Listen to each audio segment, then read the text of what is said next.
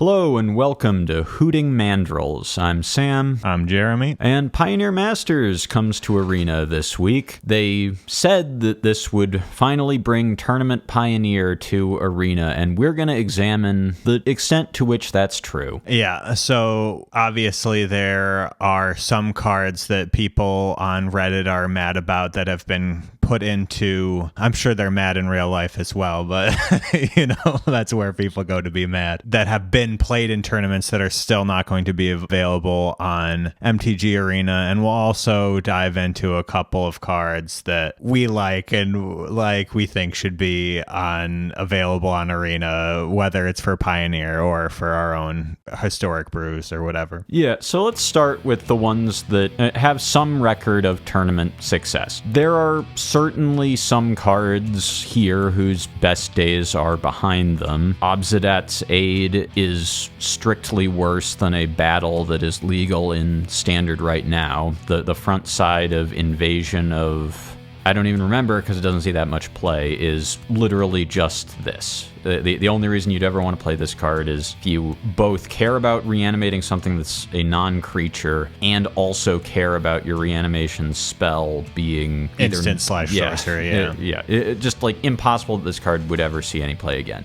And then Darksteel Forge, I assume this was played as like a Karn board card, and Pioneer has been liberated from Karn the Great Creator. So, no harm, no foul on a lot of these. I'm sure that card would have been annoying in historic, but who cares? That deck's already and probably not good enough to play, even if it is annoying and ruined best of one for many months. Yeah, I don't expect people will be playing a lot of Judges Familiar. No, I've played a lot of Imagination. I've put a lot of Frups into play, but Magic is just not the same game. There are some cards here, though, that are going to be missed. I think Roast is probably a little outmoded, but I think that there's other solutions for Roast that do 5 for 2. Yeah, sure. So I think you're okay without Roast. I think we're fine without Roast. Goblin Pile Driver's days are behind him. I love Goblin Pile Driver, though. Warping Whale is a card that could see some play at some point. Maybe it has seen play in Modern in the past, has seen play in Pioneer in the past, obviously. It is never that far from having a deck that wants it. A deck that produces colorless mana and cares about countering a Wrath that's not Supreme Verdict is not the most insane thing that I can think of. Rakdos Charm saw play in Modern just a few months ago. It was a sideboard card against Nadu. I can't believe that Rakdos Charm isn't in this set, honestly. That's a little ridiculous, in my opinion. Like, of all of these cards, it feels the most playable to me in today's game. Yeah,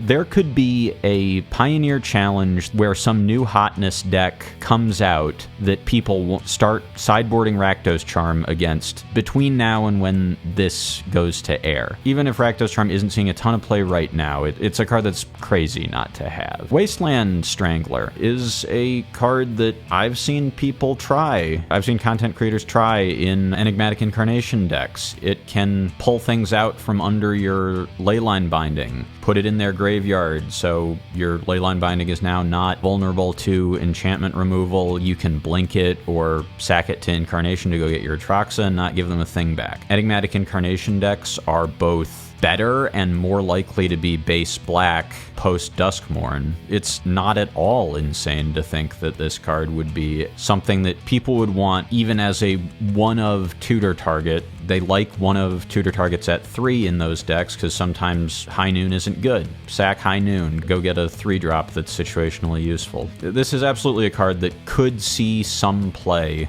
within these 80-card Yorion piles, and it's a notable omission. I think that, another thing before we continue on talking about individual cards is just that, the whole point of formats being formats is so that people can brew out of them, in my opinion. I get it, 99% of players just lock in the best deck that was created by a group of pros and whatever, and that's cool. I totally am fine with playing the best possible decks. There's no harm, especially on Arena. I get it. You just want to log in, win games, have fun playing Magic. I totally understand that, but at least from our perspective, perspective, we spend a lot of time in card games trying to figure out something that somebody else isn't trying to do. And when you take out all the extra cards, that's kind of what happens, right? Like, I'm just forced to play the tournament cards because I don't even have access to the others. You know, it's already hard enough in most formats right now. Like, everybody says all these formats are in a great place, but there's very limited brewing in any format. I would say the Standard and Pioneer maybe have the best possibility for that, but not including the whole format. I understand the logistical problems with that for Wizards. Like, that's not the easiest thing to do, but it kind of, it's like not the same thing, right? I'm having a ton of fun brewing Historic, but it is not in a good place. Right, yeah, you just like do it and then lose,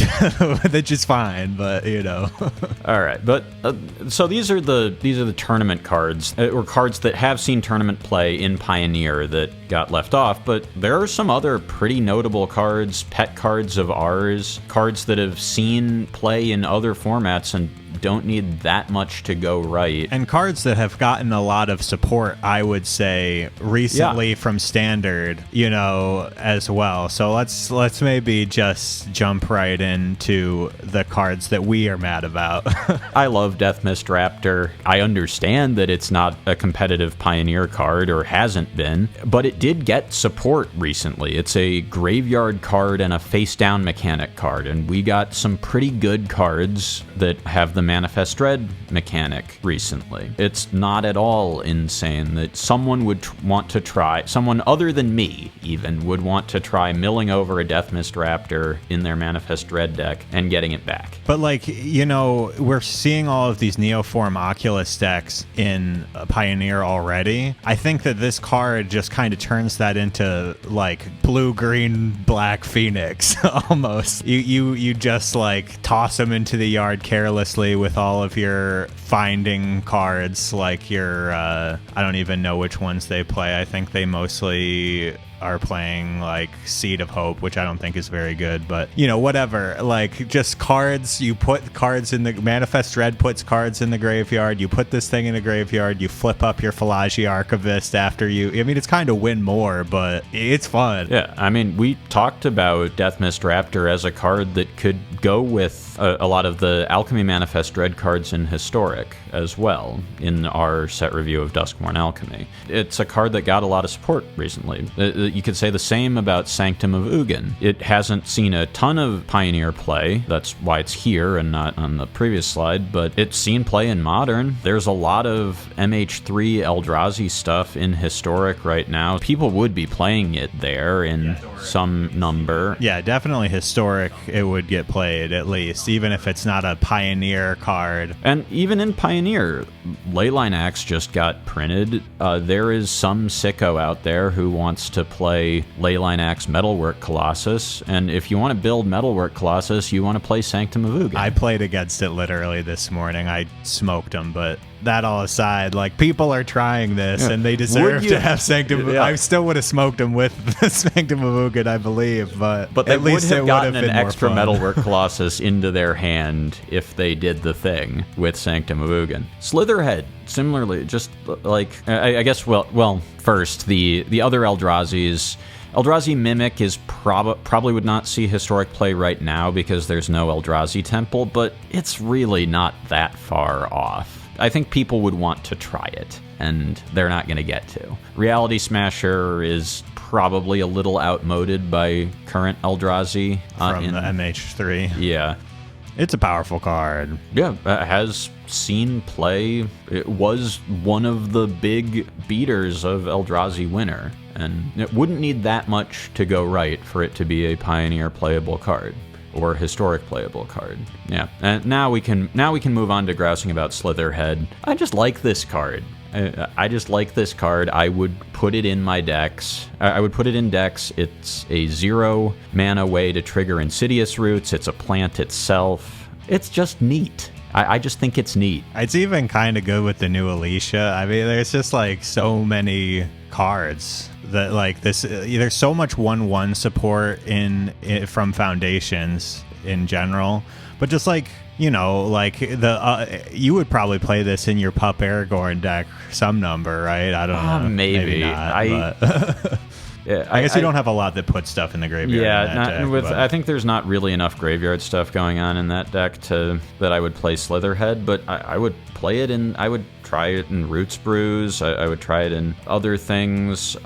Kind of surprised that there's no Roots Brew in Pioneer that tries it, but I think there was one when Roots was new. I guess it wasn't successful enough to count as Tournament Pioneer. It was like a combo with. There's like another plant zombie in like Strixhaven or something, from Strixhaven or something, that there was some very convoluted infinite combo. But yeah, it's just like a card that you would want to have in your toolkit for deck building. It also cares about its power, which could be cute with perpetual things in Historic, maybe. I don't know. Oh, that would be kind of silly. Yeah, I guess you could perpetually grow it and then make it bigger for on the cheap. That's funny. There's just a lot of things you might try to do with this card, and it's a common. It could have been in. There are a lot of cards in this set that were already on Arena, and I don't think you can say that all of them are that much better than for the limited format than Slitherhead. That this is a card that we can just leave off. We've achieved Pioneer without this card. There are a lot of commons and uncommons on the previous slide too that just could have been in here but aren't, and it's weird that they're not. Yeah, it's just kind of upsetting, I think, because like Deathmist Raptor was gonna be a mess for limited. It's not just us talking about Deathmist Raptor too. Other people are upset about it, even if you can buy it for 1 cent from the Commander product right now in paper. There's a reason it shows up in every fucking Commander product.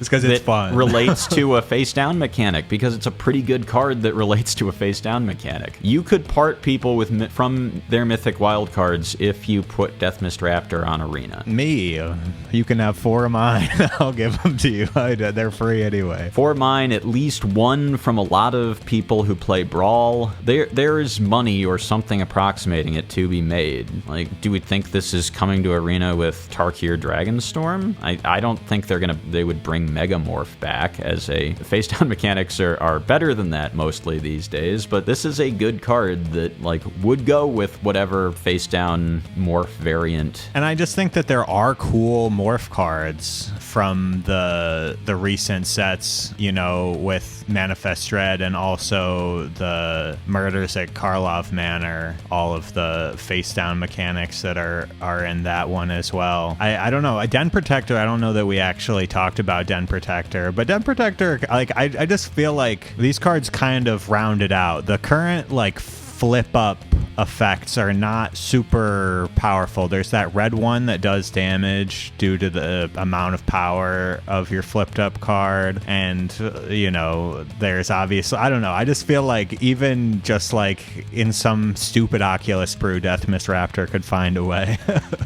People played Dredgeless Dredge with Prized Amalgam. This card is pretty similar to that. It's a better body than Prized Amalgam when it comes back, if you can trigger it easily. Doesn't trigger exactly like Prized Amalgam does, but it's a card. Den Protector is, you know, pretty rough if you have to play it as either a 2/1 or as a morph, but it's under a Manifest Dread, it could be okay. It also neoforms to Oculus, though. But I would have liked the chance to figure that out. If you have to play it on 2, you can still neoform to your Oculus and win the game. You know, like it's another 2 slot that, you know, is a good on the flip up if you put it, like, you don't really want to pay 3 to put it face down, but if you just find it on the top of your deck with an Oculus, flip it up, get something else back that you put in your yard. It's got synergy. I don't know. I think that it's worth trying. Maybe somebody needs to buy these cards and then queue up. Yeah, if we really wanted these cards that badly, we should have just been Mitgo grinding Pioneer challenges with Deathmist Raptor brews for the past few months. But that might not have guaranteed it, right? Right, that might not have either. Yeah, I mean, the problem is that I can't play Mitgo because I have a Mac and a phone that I play Magic on, and, you know, that's a little bit like whatever, but also, like, who wants to sit through Mitgo? Like, I you know, like, Mitgo has some benefits, like playing King Popper on it and stuff, but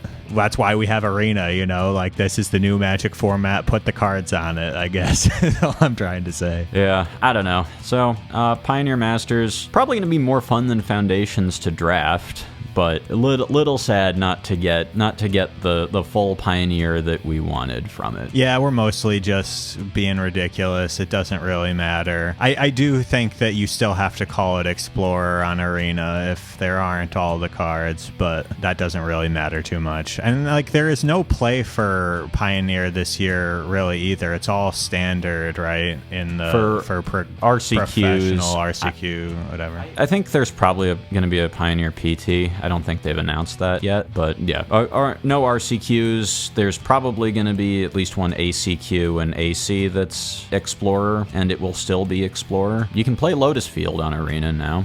Joy. Oh, wonderful. It's going to be so much fun watching people blunder their way through that and just waiting while they play Solitaire. All right. Oh, well, if you win on turn 3, then they don't get a chance sometimes. So that's kind of my my motto about a lot of these sort of decks, but sometimes they have to play their Lotus Field on turn 3 without a I assume they use Strict Proctor and Pioneer, I don't even really know, and just have a tapped land that will make 3 when it untaps, but that doesn't do anything and they just die, which is fun. It's fun when they just die.